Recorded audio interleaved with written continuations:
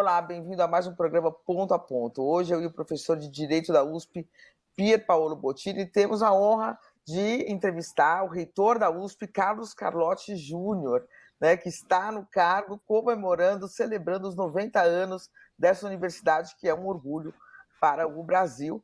Mas, porém, professor, antes eu queria ouvir o senhor, a universidade tem muitos méritos, mas passa por muitos desafios, enfrenta muitos desafios.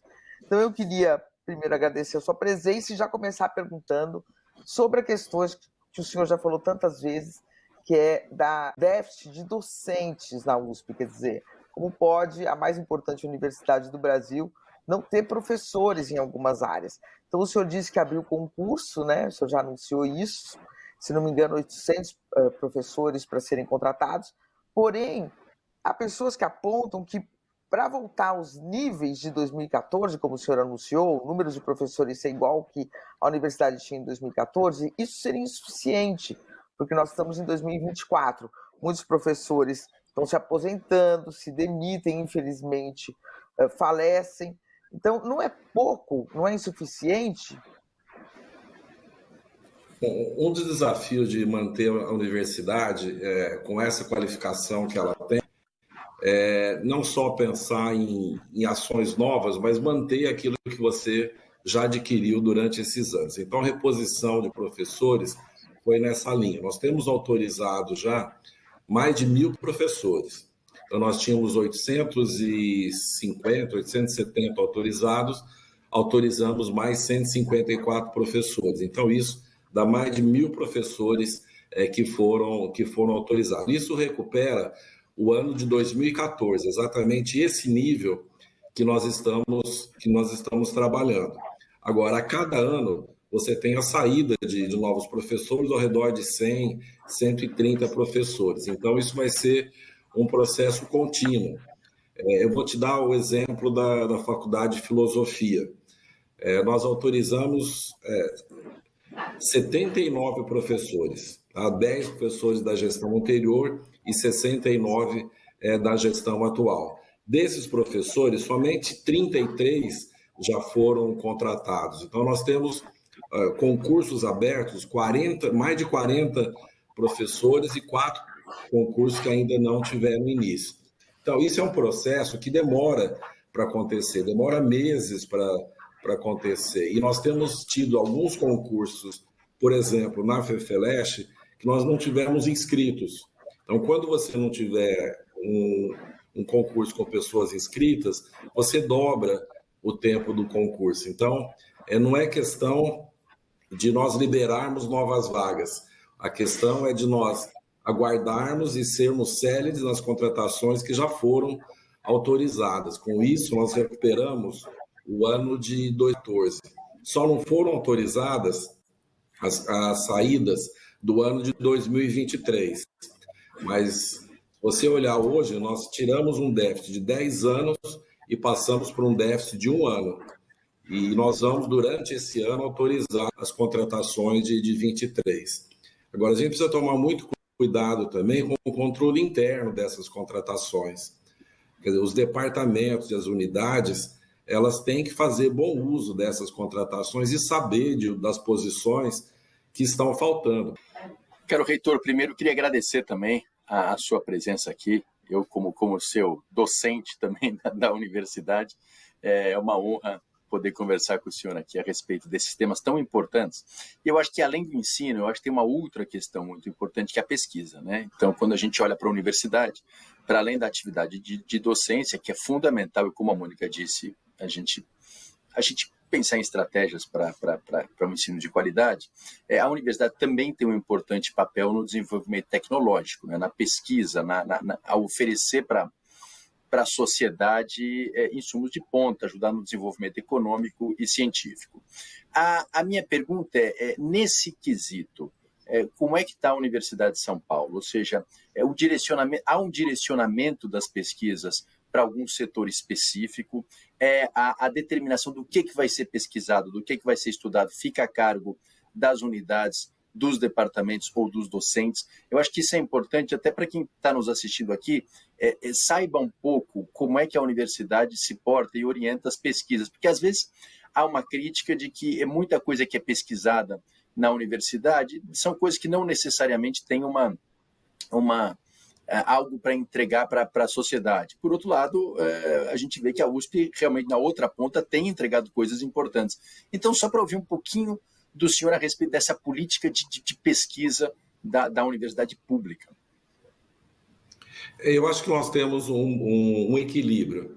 Quer dizer, os docentes, eles têm liberdade de pesquisa, não há uma imposição que eles devam pesquisar determinado fato, mas também há um estímulo para que áreas importantes sejam priorizadas dentro da universidade. E nós temos conseguido esse balanço. Esse estímulo, eu diria que foi através da criação dos centros criados pela reitoria para trabalhar com inteligência artificial, para trabalhar com transição energética, para estudar o meio ambiente. Então, nós temos estimulado que as nossas pesquisas tenham relação com aquilo que a sociedade pesquisa, mas também existe a liberdade. Eu vou dar alguns exemplos de pesquisas recentes que têm impacto direto na sociedade. Um exemplo que eu daria é a criação de um centro para transformação do etanol em hidrogênio, que nós vamos provavelmente modificar o sistema de transporte no Brasil a partir desses experimentos. Então, isso são pesquisas que são estimuladas pela reitoria, pela administração central, mas, em compensação, nós temos a liberdade dos professores fazerem pesquisas pela própria curiosidade que esses pesquisadores têm, porque essa pesquisa básica também é importante. Você só tem mudanças disruptivas se você tiver uma política de pesquisa básica importante. Então, ela não pode ser totalmente induzida, mas ela pode ter liberdade, mas com alguma priorização pela reitoria. Acho que esse equilíbrio é que nos faz bastante eficientes. Professor, eu queria entrar num tema que é a questão da diversidade, né? A gente está vendo agora a USP enfrentar aí uma polêmica, uma das muitas que as universidades enfrentam, mas que ela está sempre presente, sobre a questão das cotas raciais. Um aluno, Glauco Dalalil, do Livramento, ele foi aprovado pelas cotas no concurso, no Provão Paulista, né, como um egresso da escola pública e também autodeclarado preto, no caso dele. E aí a comissão de heteroidentificação da USP discordou, falou que ele não é negro e o excluiu, então ele foi à justiça. Então eu queria saber como é que... porque não teria sido feito de forma presencial a entrevista com ele. Então, queria saber como é que esses mecanismos podem ser aperfeiçoados e qual é o balanço que se faz das cotas. O senhor já anunciou que vão ter novas medidas também. Eu queria saber quais são elas, como é que está esse debate dentro da USP e como é que a USP pode fazer para aperfeiçoar esses seus mecanismos de evitar fraudes, mas, ao mesmo tempo, de evitar alguma injustiça. Vamos fazer um breve histórico aí. A USP começa a fazer bônus ao redor de 2010, 2011. Então, nós demos bônus para os alunos PPI, escola pública. Em 2017, nós transformamos esses bônus em cotas. Então, desde 2017, nós temos a mesma política de inclusão. Com essa política de cotas, nós tivemos nos primeiros anos, durante o curso, as pessoas sendo acusadas de tendo burlado o sistema de cotas. Isso nós tivemos centenas de processos durante esse período. Então, todo aluno cotista tinha a possibilidade, durante o seu curso, de ser acusado e ter que se defender, sofrer um processo, sofrer um desgaste. Então, por isso que nós optamos, o ano passado, pela comissão de heteroidentificação, com dois objetivos. Primeiro, quem entrasse a partir da análise dessa comissão não poderia sofrer essa acusação durante o seu curso, porque já estava definido que a universidade aceitava aquela condição. Eu acho que isso é extremamente importante. A outra foi de evitar fraudes, que nós tínhamos alguns relatos, eram poucos, mas nós tínhamos relatos de pessoas que fraudavam essa autoidentificação. O ano passado nós já tivemos esse sistema, nós não tivemos problemas o ano passado, mas esse ano nós tivemos pelo menos 2 casos que surgiram na imprensa com essa alteração com essa posição de análise da condição étnico-racial dos nossos candidatos. Então, agora, a primeira providência que nós tomamos é saber se todo o processo tinha realmente acontecido da forma planejada. Isso realmente aconteceu, nós checamos, todas as instâncias foram realizadas, e só para você ter uma ideia, na avaliação desses alunos, pelo menos 80 pessoas da universidade tomaram contato com a análise desses fatos. Então, você tem primeiro 2 comissões que analisam, se houver discordância dessas comissões, tem uma terceira comissão que analisa, e o conselho da pró-reitoria de inclusão e pertencimento. Então, se você somar o número de pessoas envolvidas, chega a 80 pessoas. Agora, claro que todo o sistema você pode ter falha. Eu acho que aí são 2 temas que entram em discussão. O primeiro é se nós estamos sendo muito rigorosos na condição de pardo, porque acho que a condição de preto acho que é muito fácil de você definir.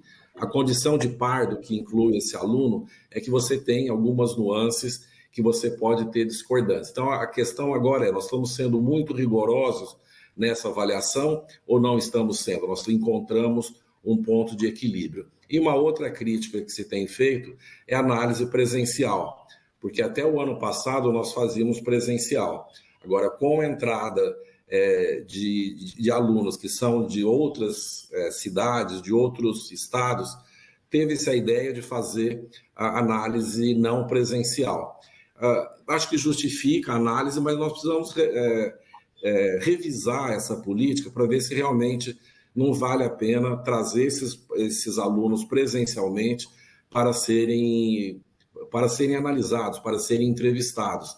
Eu acho que isso provavelmente nós vamos fazer, mas eu não quero tomar nenhuma ação baseado, olha, eu vi uma notícia no jornal, eu vi uma foto no jornal, eu vou mudar toda a nossa estrutura por causa desse fato. Não, eu acho que como reitor eu preciso levar para o colegiado, discutir internamente, ver o que aconteceu, para depois tomar uma decisão embasada em realmente num fato real. Agora, se nós cometemos alguma injustiça, nós temos mecanismos de revisitar essa decisão, e é isso que vai ser feito nessas próximas semanas, saber se todo o processo foi seguido, se nós tivermos alguma imperfeição nesse processo, se for, corrige. E pelo que eu entendi, esses casos também vão ser judicializados. Então, é uma outra possibilidade de um agente externo corrigir alguma ação indevida da universidade. Mas o que nós não podemos deixar, Mônica e Pier Paola, é que esse assunto, como eu tenho visto nos jornais, se transforme num programa contra as cotas. Eu acho que isso seria muito ruim se nós voltarmos a entender que as cotas não são necessárias, que as cotas não são viáveis. Eu acho que isso é um risco que nós corremos durante essa discussão e eu gostaria de evitar que tudo isso voltasse. Hoje, ainda um pouquinho antes dessa nossa entrevista, eu li uma reportagem já questionando as cotas, dizendo que nós precisamos melhorar o ensino médio. Eu também acho que nós precisamos melhorar o ensino médio público. Agora, durante um tempo, nós vamos ter que ter essas cotas, nós podemos aperfeiçoar, mas não uma crítica a ponto de invalidar o que tem sido feito pelas universidades brasileiras. Professor Carlotti, eu queria partir desse ponto justamente para tocar num assunto importante, que é justamente as cotas e algumas críticas que são feitas às cotas a respeito do desempenho dos alunos que ingressam na universidade por essa forma. Eu posso falar da minha experiência como professor de Direito da USP que essa crítica não é cabida. Eu vejo os meus alunos de cota não só desempenhando muito bem, como muitas vezes se interessando até mais ou de maneira mais intensa pelo curso, inclusive fazendo correções aos professores, trazendo a realidade social para a sala de aula. Isso tem sido muito importante no direito. Mas a minha pergunta aqui é mais ampla, é saber se essa realidade desse bom desempenho daqueles que ingressam pelas cotas também se estende a outros cursos pela universidade e como é possível fazer frente a esse tipo de crítica com algum número, com alguma estatística, com argumentos objetivos. Então, eu queria perguntar para o senhor, que eu sei que é um defensor desse sistema e pode ajudar aqui um pouco a esclarecer essas questões. Vou te dar 3 dados. O aluno, quando entra logo no primeiro ano, ele tem uma diferença de nota, ele tem uma diferença de 1,2 de nota. Durante a evolução do curso, esse 1,2 vai diminuindo. No 4º ano, isso já está em 0,5. E se você for nos outros anos, dependendo do curso, da duração do curso, esse número vai diminuindo.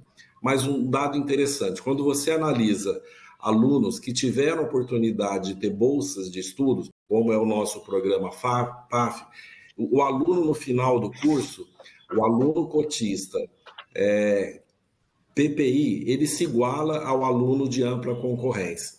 Então, o que significa? Se você dá condições econômicas, sociais e econômicas para o aluno, ele acaba tendo o mesmo desempenho que o aluno de ampla concorrência no final do curso. Então, nós temos dados objetivos a partir dessa pesquisa da Marta, que nós diminuímos a evasão escolar e nós igualamos esses alunos ao final do curso. Acho que isso é um dado importante que nos motivou a aumentar o programa de permanência estudantil. Então, eu acho que o importante, Pier Paolo, é você dar condições para esse aluno, acompanhar esse aluno durante a sua graduação. Então, nós criamos um sistema agora que você vai ter em tempo real o desempenho de turmas, desempenho de quem entrou no Provão Paulista, quem entrou pelo Enem, quem entrou pela FUVEST, em tempo real, durante toda a evolução do aluno. Você vai ter turmas e você vai ter o aluno individual, para ver se esse aluno individual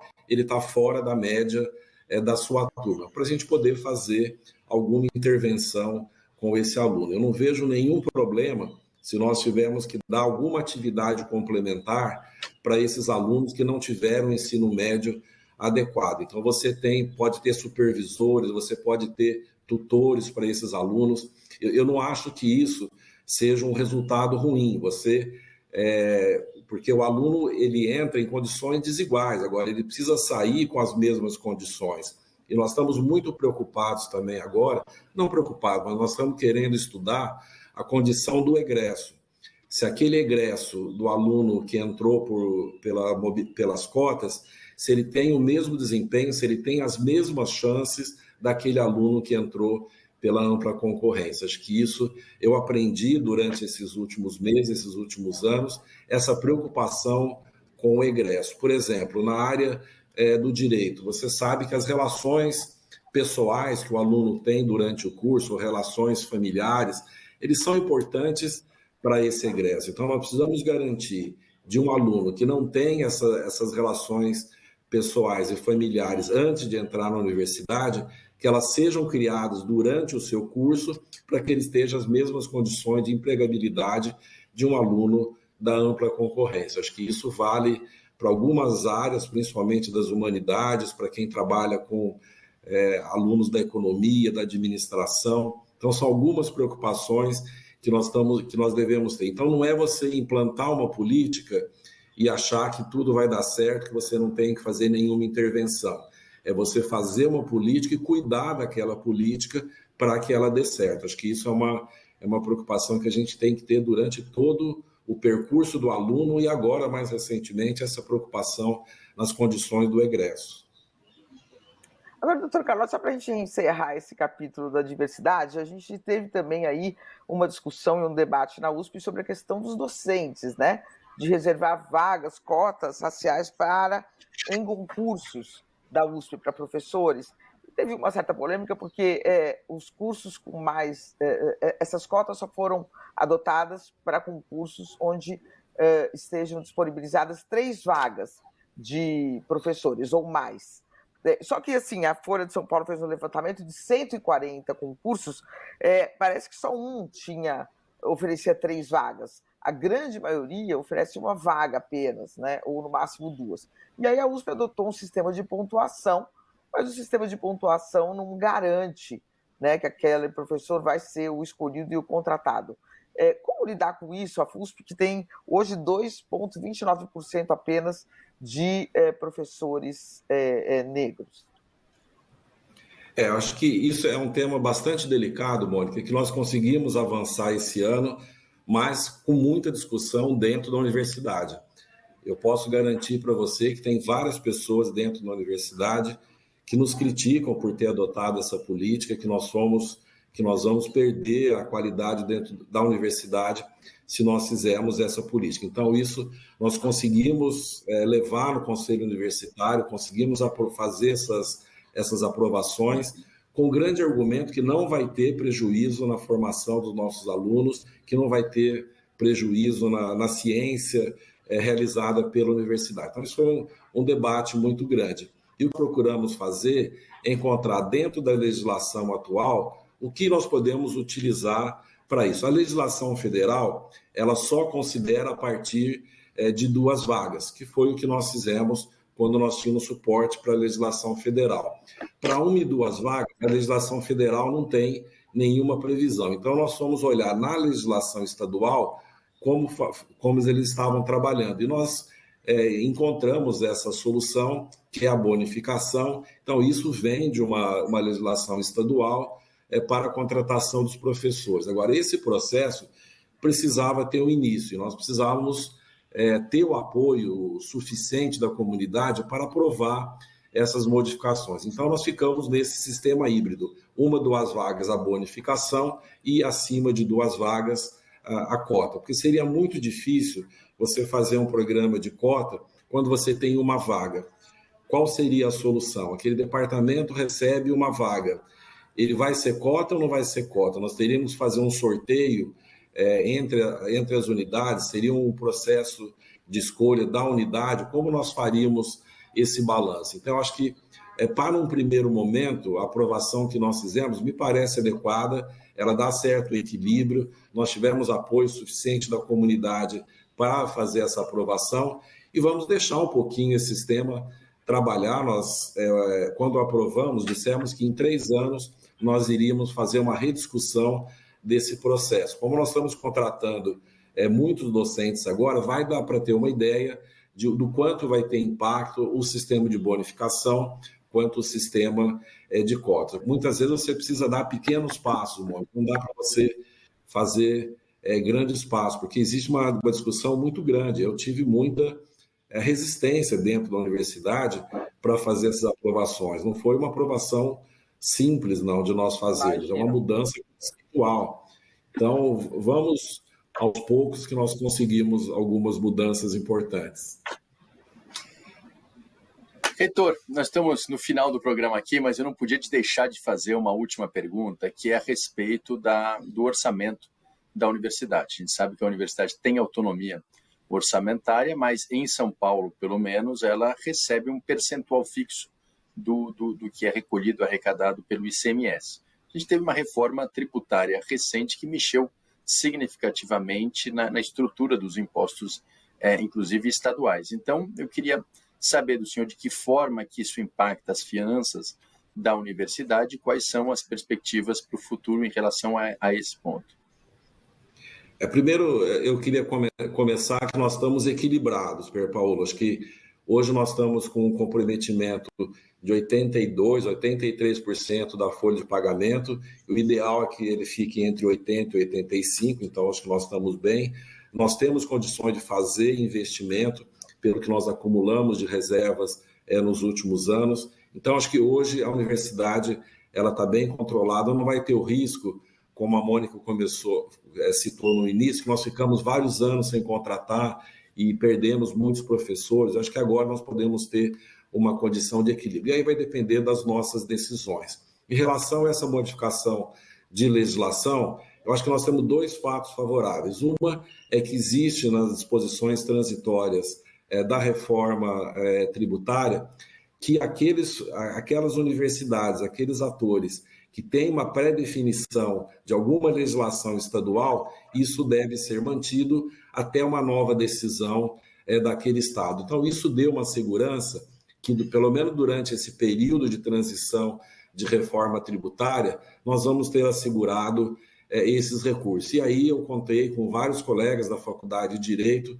me ajudando nessas negociações, tanto com o Senado quanto com na Câmara dos Deputados para nós podermos fazer essa legislação. E o outro ponto, nós temos do governador atual do estado de São Paulo, o governador Tarcísio, que já falou para os reitores em reuniões individuais e já falou em público, ele reafirmou essa posição na semana passada, num evento no Palácio, que ele vai manter essa mesma porcentagem, não a mesma porcentagem, mas o mesmo valor financeiro a partir de uma nova porcentagem que vai ser estabelecida, porque provavelmente você vai aumentar com a nova legislação, você vai deixar de ter o ICMS, vai ter uma base mais larga. Então, essa base mais larga talvez vai ter uma porcentagem um pouquinho menor. Mas o valor financeiro para as universidades, ele vai manter. Então, isso foi uma posição pública do governador. É claro que isso sempre você precisa ficar discutindo, você precisa ficar argumentando. E mais importante que eu acho, nós precisamos ter o apoio da sociedade. Se nós tivermos o apoio da sociedade civil, dificilmente essa situação vai mudar. E para ter esse apoio, nós precisamos mostrar para a população que a universidade é importante, que a universidade colabora com o desenvolvimento de São Paulo e do Brasil, através da formação de recursos humanos, através de pesquisas inovadoras.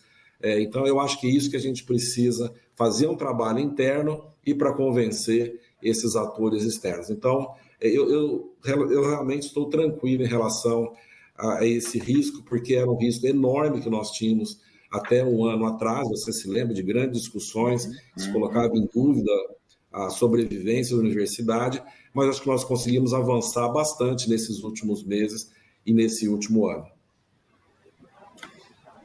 Caso reitor, queria agradecer, infelizmente nosso tempo aqui é curto, a gente só tem meia hora de programa, mas eu queria agradecer imensamente a sua presença, os esclarecimentos e desejar boa sorte na condução da nossa querida Universidade de São Paulo.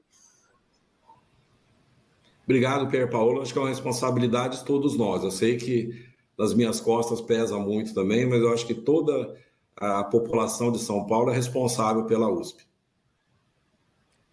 Professor, doutor, muito obrigada com sorte.